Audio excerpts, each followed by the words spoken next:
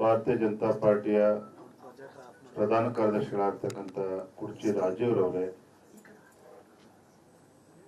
ಕಾರ್ಯದರ್ಶಿಗಳಾಗಿರ್ತಕ್ಕಂಥ ವಿನಯ್ ಬಿದ್ರೇರವರೇ, ವೀರ್ ball ದಿವಸ್ ಸಂಚಾಲಕರಾಗಿರ್ತಕ್ಕಂಥ ಮುನ್ರಾಜು ಅವರೇ, ಬೆಂಗಳೂರು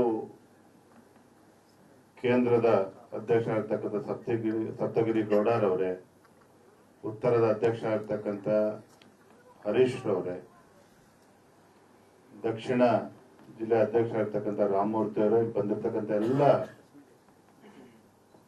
ಕಾರ್ಯಕರ್ತರೇ, ಬಂಧು ಭಗಿನಿಯರೇ, ಪತ್ರಿಕಾ ಹಾಗೂ ಮಾಧ್ಯಮದ ಸ್ನೇಹಿತರೆ, ವೀರ್ ಬಾಲ್ ದಿವಸ್ ಸಂಚಾಲಕರಾಗಿರ್ತಕ್ಕಂಥ ಮುನ್ರಾಜು ಅವರು ವಿಚಾರಗಳನ್ನು ತಿಳಿಸಿದ್ದಾರೆ. ವೀರ್ ಬಾಲ್ ದಿವಸ್ ವಿಶೇಷತೆ ಏನಪ್ಪಾ ಅಂತ ಹೇಳಿದ್ರೆ, ನಮ್ಮ ದೇಶದ ಹೆಮ್ಮೆಯ ಪ್ರಧಾನಮಂತ್ರಿ ನರೇಂದ್ರ ಮೋದಿಜಿಯವರ ಒಂದು ಅಪೇಕ್ಷೆ ಅಂತೆ, ನಮ್ಮ ರಾಷ್ಟ್ರೀಯ ಅಧ್ಯಕ್ಷರಾಗಿರ್ತಕ್ಕಂಥ ನಡ್ಡಾಜಿಯವರ ಒಂದು ಅಪೇಕ್ಷೆ ಅಂತೆ ಈ ಒಂದು ವೀರ್ ಬಾಲ್ ದಿವಸ್ ಅನ್ನು ಆಚರಣೆ ಮಾಡಬೇಕು. ಏನು ಮೊಘಲರ ಒಂದು ಅಟ್ಟಹಾಸಕ್ಕೆ ತಮ್ಮ ಪ್ರಾಣವನ್ನ ಸಮರ್ಪಣೆ ಮಾಡಿಕೊಂಡಿರ್ತಕ್ಕಂಥ ಯುವಕರು ಅವರನ್ನ ಸ್ಮರಣೆ ಮಾಡಬೇಕು ಅಂತ ಹೇಳಿ ಇವತ್ತು ವೀರ್ ಬಾಲ್ ದಿವಸ್ ಅನ್ನ ಇಡೀ ದೇಶಾದ್ಯಂತ ಇವತ್ತು ಆಚರಣೆ ಆಗ್ತಾ ಇದೆ. ನಮ್ಮ ರಾಜ್ಯದಲ್ಲೂ ಸಹ ಎಲ್ಲ ಜಿಲ್ಲಾ ಕೇಂದ್ರಗಳಲ್ಲಿ ಪ್ರತಿಯೊಂದು ಮಂಡಲದಲ್ಲೂ ಕೂಡ ಈ ವೀರ್ ಬಾಲ್ ದಿವಸ್ ಅವ್ರನ್ನ ಸ್ಮರಣೆ ಮಾಡ್ಕೊಳ್ತಕ್ಕಂಥದ್ದು ಪುಣ್ಯದ ಕೆಲಸ ಆಗ್ತಾ ಇದೆ. ಒಂದು ಕಿರುಚಿತ್ರವನ್ನು ಕೂಡ ನಾವೆಲ್ಲರೂ ಕೂಡ ನೋಡಿದ್ದೇವೆ. ಏನು ಇತಿಹಾಸ ಹಿಂದೆ ನಡೆದಿರ್ತಕ್ಕಂಥ ಘಟನೆ, ಯಾವ ರೀತಿ ಮೊಘಲರ ಒಂದು ಅಟ್ಟಹಾಸಕ್ಕೆ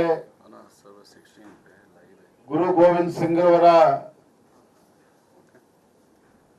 ಮರಣ ಆಯಿತು. ಮೊಘಲರ ಕಾಲದಲ್ಲಿ ಯಾವ ರೀತಿ ನಮ್ಮ ದೇಶವನ್ನ ಕೊಳ್ಳೆ ಹೊಡೆದ್ರು, ನಮ್ಮ ರಾಜ ಮಹಾರಾಜರನ್ನ ಯಾವ ಪರಿಸ್ಥಿತಿಗೆ ತಂದಿಟ್ಟಿದ್ದಾರೆ, ಇವೆಲ್ಲವೂ ಇತಿಹಾಸ ನಮ್ಗೆಲ್ಲೂ ಕೂಡ ಗೊತ್ತಿದೆ. ಆ ಇತಿಹಾಸವನ್ನ ನಾವು ನೆನ್ಪು ಮಾಡ್ಕೊಳ್ತಕ್ಕಂಥ ಕೆಲಸ ಆಗ್ಲೇಬೇಕಾಗ್ತದೆ. ಇತಿಹಾಸದ ಪುಟಗಳಲ್ಲಿ ಇವತ್ತೇನು ಸೇರಿ ಹೋಗಿದ್ದಾರೆ, ರಾಜ ಮಹಾರಾಜರು ಇರ್ಬೋದು, ಅನೇಕರು ತಮ್ಮ ಪ್ರಾಣವನ್ನ ಈ ದೇಶಕ್ಕೋಸ್ಕರ ಸಮರ್ಪಣೆ ಮಾಡಿ ಏನು ಹೋಗಿದ್ದಾರೆ, ಅವರನ್ನ ಸ್ಮರಣೆ ಮಾಡ್ತಕ್ಕಂಥದ್ದು ನಮ್ಮೆಲ್ಲರ ಕರ್ತವ್ಯ, ನಮ್ಮ ಜವಾಬ್ದಾರಿನೂ ಕೂಡ. ಮೊಘಲರ ಕಾಲದಲ್ಲಿ ಏನು ಗುರು ಗೋವಿಂದ್ ಸಿಂಗ್ ಅವರ ಮೇಲೆ ದಾಳಿ ಆಗ್ತದೆ. ಸತತವಾಗಿ 7-8 ತಿಂಗಳ ಕಾಲ ಯುದ್ಧ ನಡೆಯುತ್ತದೆ. ಅಂತಿಮವಾಗಿ ಗುರು ಗೋವಿಂದ್ ಸಿಂಗ್ ಅವರನ್ನ ಸೆರೆ ಹಿಡಿದು ಅವರು ಪ್ರಾಣ ಕಳ್ಕೊಳ್ತಕ್ಕಂಥ, ಹತ್ಯೆ ಆಗ್ತಕ್ಕಂಥ ಪರಿಸ್ಥಿತಿ ನಿರ್ಮಾಣ ಆಗ್ತದೆ. ಅದು ತದನಂತರದಲ್ಲಿ ಗುರು ಗೋವಿಂದ್ ಸಿಂಗ್ ಅವರ ಸುಪುತ್ರ ಆಗಿದ್ದಂತ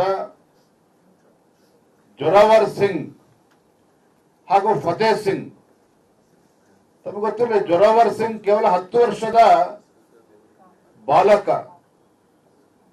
ಫತೇ ಸಿಂಗ್ ಕೇವಲ 9 ವರ್ಷದ ಬಾಲಕ. ಅಷ್ಟು ಚಿಕ್ಕ ವಯಸ್ಸಿನಲ್ಲಿ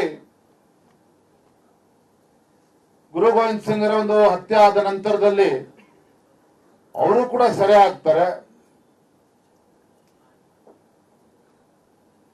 ಸರಿಯಾದಂತ ಸಂದರ್ಭದಲ್ಲಿ ಹೇಗಾದ್ರೂ ಮಾಡಿ ಅವರ ಒಂದು ಧರ್ಮವನ್ನ ಪರಿವರ್ತನೆ ಮಾಡಬೇಕು, ಇಸ್ಲಾಮೀಕರಣ ಏನು ನಾವು ಕೇಳ್ತಾ ಇದ್ದೇವೆ, ಅಲ್ಲಿಂದನೇ ಶುರುವಾಗಿರ್ತಕ್ಕಂಥದ್ದು. ಅವರ ಧರ್ಮವನ್ನ ತ್ಯಜಿಸಿ ಇಸ್ಲಾಂ ಧರ್ಮವನ್ನ ಒಪ್ಕೋಬೇಕು ಅಂತ ಹೇಳಿ ಬಹಳ ಸತತವಾಗಿ ಪ್ರಯತ್ನ ಮಾಡ್ತಾರೆ. ಅದು ಆಶ್ಚರ್ಯ ನೋಡಿ, 10 ವರ್ಷದ ತರುಣ ಯುವಕ ಬಾಲಕ, ಇನ್ನೊಬ್ಬ 9 ವರ್ಷ, ಆ ಚಿಕ್ಕ ವಯಸ್ಸಿನಲ್ಲೇನೆ ತನ್ನ ಧರ್ಮದ ಬಗ್ಗೆ ಇಟ್ಕೊಂಡಿರ್ತಕ್ಕಂಥ ಒಂದು ಶ್ರದ್ಧೆ, ದೇಶದ ಬಗ್ಗೆ ಇಟ್ಕೊಂಡಿದ್ದಂಥ ಒಂದು ಪ್ರೇಮ, ಇವೆಲ್ಲವೂ ಕೂಡ ಇಂದಿನ ಯುವ ಪೀಳಿಗೆಗೆ ಒಂದು ಪ್ರೇರಣೆ. ಇವತ್ತು ಅವತ್ತು ಏನೇ ಒತ್ತಾಯ ಮಾಡಿದ್ರು ಕೂಡ, ಆಗ್ರಹ ಮಾಡಿದ್ರು ಕೂಡ, ತಮ್ಮ ಪ್ರಾಣದ ಹಂಗನ್ನು ಕೂಡ ಲೆಕ್ಕಿಸದೆ, ನಮ್ಮ ಪ್ರಾಣ ಹೋದರೂ ಸರಿ, ಯಾವುದೇ ಕಾರಣಕ್ಕೂ ನಮ್ಮ ಧರ್ಮವನ್ನು ನಾವು ತ್ಯಜಿಸೋದಿಲ್ಲ, ಯಾವುದೇ ಕಾರಣಕ್ಕೂ ನಾವು ಇಸ್ಲಾಂ ಧರ್ಮಕ್ಕೆ ಪರಿವರ್ತನೆ ಆಗೋದಿಲ್ಲ, ತಮ್ಮ ಜೀವನದ ಕೊನೆ ಉಸಿರು ಇರುವವರೆಗೂ ಸಹ ಆ ಒತ್ತಡಕ್ಕೆ ಮಣಿಯೋದಿಲ್ಲ ಅಂತ ಹೇಳಿ ತಮ್ಮ ಸ್ಪಷ್ಟ ನಿಲುವನ್ನ ವ್ಯಕ್ತಪಡಿಸಿದಾಗ ಜೀವಂತ ಸಮಾಧಿ ಮಾಡ್ತಾರೆ ಅವ್ರನ್ನ. ತಾವು ನೋಡಿದ್ರಿ ವಿಡಿಯೋದಲ್ಲಿ. ಇದ್ಯಾವುದು ಕೂಡ ಕಾಲ್ಪನಿಕ ಚಿತ್ರ ಅಂತೇಳಿ ನಾವು ಭಾವಿಸಬಾರದು. ನೈಜ ಘಟನೆ ಅವತ್ತೇನು ನಡೆದಿದೆ, ಮೊಘಲರ ಒಂದು ಅಟ್ಟಹಾಸ, ಕ್ರೌರ್ಯಕ್ಕೆ ಯಾವ ರೀತಿಯ ಪುಟ್ಟ ಬಾಲಕರನ್ನ ಅವರ ಜೀವವನ್ನು ಕೂಡ ತೆಗೆದುಕೊಳ್ತು, ತಮ್ಮ ಪ್ರಾಣದ ಹಂಗನ್ನು ಕೂಡ ತೊರೆದು ಯಾವುದೇ ಕಾರಣಕ್ಕೂ ಒತ್ತಡಕ್ಕೆ ಮಡಿದನೆ ಪ್ರಾಣ ಕಳ್ಕೊಂಡಿರ್ತಕ್ಕಂಥದ್ದು, ತಮ್ಮ ಪ್ರಾಣವನ್ನ ಸಮರ್ಪಣೆ ಮಾಡಿಕೊಂಡಿರ್ತಕ್ಕಂಥದ್ದನ್ನ ನಾವು ನೆನೆಸ್ಕೊಳ್ಳೇಬೇಕಾಗ್ತದೆ.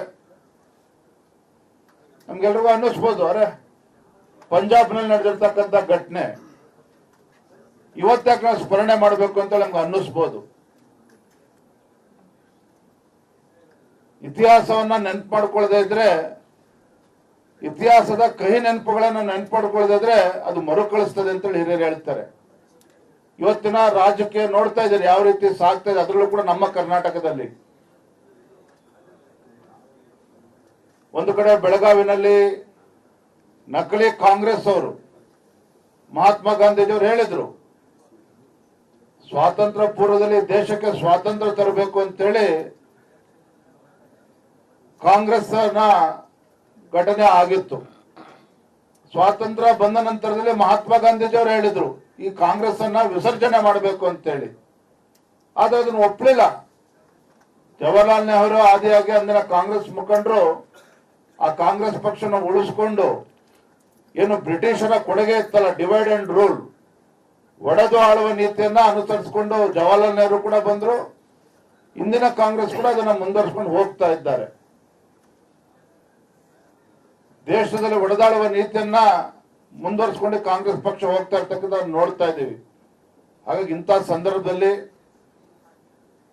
ವೀರ ಯೋಧರನ್ನ, ಯಾರು ತಮ್ಮ ಪ್ರಾಣವನ್ನ ದೇಶಕ್ಕೋಸ್ಕರ ಸಮರ್ಪಣೆ ಮಾಡಿದ್ದಾರೆ, ಅವರನ್ನ ಸ್ಮರಣೆ ಮಾಡ್ಕೊಳ್ತಕ್ಕಂಥದ್ದು ಮುಂದಿನ ಯುವ ಪೀಳಿಗೆ ದೃಷ್ಟಿಯಿಂದ ಖಂಡಿತ ಅದು ಬಹಳ ಸೂಕ್ತ ಅನ್ನೋ ವಿಚಾರವನ್ನ